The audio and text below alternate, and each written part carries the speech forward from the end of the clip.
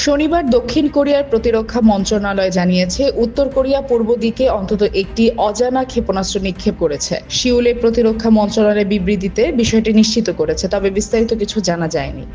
এই ঘটনাটি ঘটল জাপান সাগর থেকে দক্ষিণ কোরিয়ার আকাশ সুরক্ষা ব্যবস্থা মধ্যপ্রাচ্যের জন্য সরিয়ে নেওয়ার ঠিক পরে। ইরানের হামলায় মধ্যপ্রাচ্যে যুক্তরাষ্ট্রের terminal high altitude area defence বা থার্ড নিরাপত্তা ব্যবস্থা ক্ষতিগ্রস্ত হয়। এরপর গত মঙ্গলবার দক্ষিণ কোরিয়ার উপকূলে থাকা থার্ড সরিয়ে মধ্যপ্রাচ্যে নিয়ে যাওয়ার ঘোষণা দেয় যুক্তরাষ্ট্র।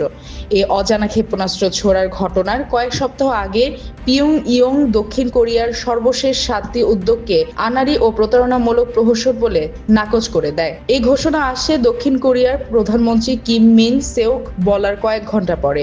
তিনি জানান, মার্কিন প্রেসিডেন্ট ডোনাল্ড ট্রাম্প মনে করেন উত্তর কোরিয়ার নেতা কিম জং উনের সঙ্গে বৈঠক ভালো হবে। ওয়াশিংটনে ট্রাম্পের সঙ্গে সাক্ষাৎ করা দক্ষিণ কোরিয়ার প্রধানমন্ত্রী বলেছেন, ট্রাম্প তাকে বলেছেন কিম জং উনের সঙ্গে বৈঠক হলে ভালো হতো। এবার চীন সফরের সময় হতে পারে, আবার নাও হতে পারে। ট্রাম্প গত অক্টোবরে এশিয়া সফরে বলেছিলেন কিম জং উনের সঙ্গে বৈঠকে তিনি 100% আগ্রহী, কিন্তু উত্তর কোরিয়া সেই মন্তব্যের কোনো জবাব দেয়নি।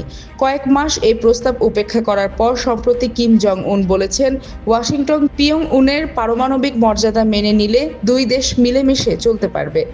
দশকের পর দশক ধরে যুক্তরাষ্ট্র উত্তর কোরিয়ার পারমাণবিক কর্মসূচি ভেঙে দিতে চেষ্টা করেছে। শীর্ষ বৈঠক, নিষেধাজ্ঞা ও কূটনৈতিক চাপ কোনোটাই তেমন কাজে আসেনি।